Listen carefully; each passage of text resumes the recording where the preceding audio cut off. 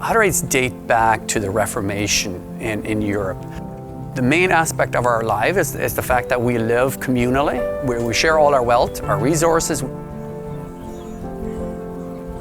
We have common meals 3 times a day where everybody gathers. There's this perception that we live a very frugal life. We don't have a lot of things. And we've had people come in and they're looking for horses, right? Horse and buggy. Hutterites have always embraced technology. Like we have some of our young guys who are designing our own robotic equipment. We ship feeders pretty much anywhere in the globe.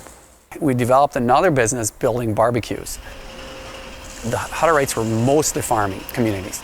As we sort of mechanized, less and less people in the community had meaningful employment. So manufacturing has a tendency to just keep growing and growing and growing. The more people you add to it, the bigger your business gets.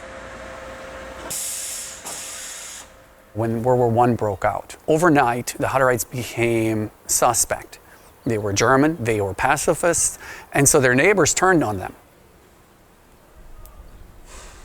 In South Dakota, the government declared the communities illegal. The Hutterites ended up packing up and moving to Manitoba. And so again and again, we've been forced out of different countries because of our pacifist stand. When the flood of the century happened, the colonies decided, you know what, we have to help. We can't just sit back and watch this unfold. The communities reached out and helped their neighbors all around.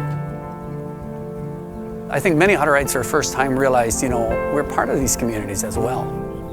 The world has become a lot smaller. Traditional Hutterites would have stayed close to home, and now you have Hutterites flying all over the world on business trips, and that changes you. And you begin to realize that there's so much that we have in common.